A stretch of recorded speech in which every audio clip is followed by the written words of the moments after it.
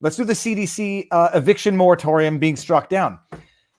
General context for anybody who doesn't know, the CDC, at one point, under Trump, once they declared the pandemic a pandemic, they declared a moratorium on evictions for properties that were receiving federal subsidies, federal assistance. It was for, I think it was a finite period of time, 4 months or 6 months. At one point, after the moratorium expired, the CDC, and I don't know how they do this, you're going to have to explain how they can even have the authority to do this in the first place, issue a nationwide moratorium on all evictions, on all properties, regardless of whether or not they receive federal subsidies. And they extended it. There was an issue that I think you might want to clarify, that Congress, it was an argument raised in the motion, Congress ratified the moratorium, which they argued was some sort of tacit congressional recognition validating of the moratorium. Just on that one particular question, could you explain what the argument was, how Congress ratified it, and under what context they ratified it? So, I mean, because at courts, whether they had the authority to do so under the laws that existed. So there's a secondary argument about whether they have constitutional authority to do so under the Commerce Clause. And that second argument doesn't matter what Congress wanted to do, because if they don't have Commerce Clause constitutional authority, Congress didn't have the authority either. But that argument only applied to the argument about whether Congress gave them this authority through the statutes and regulations. And this is all because of the Chevron deference doctrine, where they allow the administrative branch of government, which isn't supposed to really exist. It's supposed to be just the executive branch of government enforcing laws, not interpreting them, not creating them. But that's what effectively the courts have over time allowed through the in the post New Deal era. After the last time, a Democratic president threatened to stack the court, the Supreme Court started deferring to this administrative branch. But so that's a separate constitutional issue about undue deference in the first place, and why is the executive branch passing laws? But putting that aside, the question is whether or not Congress gave them this authority. Arguing that they got that authority retroactively by Congress saying, yeah, we approve of what you did, that doesn't give them the authority.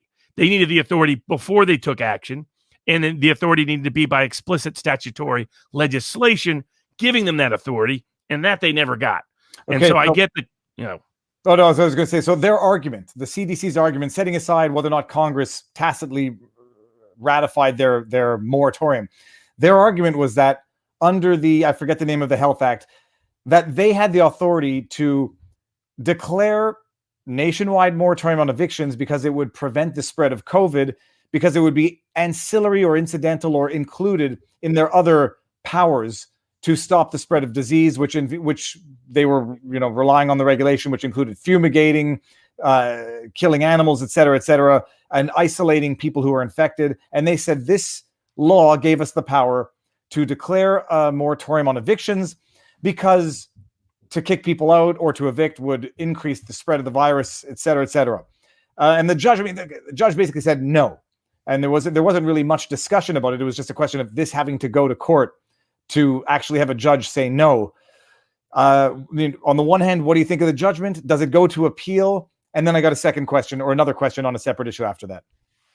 When we talked about this back in September, what I said is it was good for Trump, but it was clearly illegal. But it was good for Trump because it would likely not be declared illegal until after the election, which is what happened. So Trump supported this implicitly. He was the one who triggered the process by asking the CDC to look at whether they had that authority.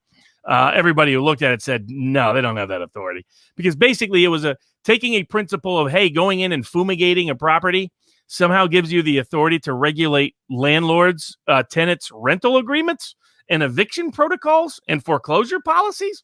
That was ludicrous, but it tells you where the government is these days. On the loosest, thinnest pretext, they're saying they have this broad, expansive power.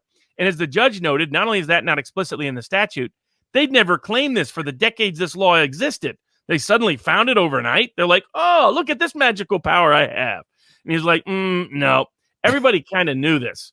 And really, the courts just slow played it to allow the political benefit of it to play out before stepping in and saying, nah, this was actually always illegal. The court decision is clearly right on the law, in my view. I don't see it being overturned.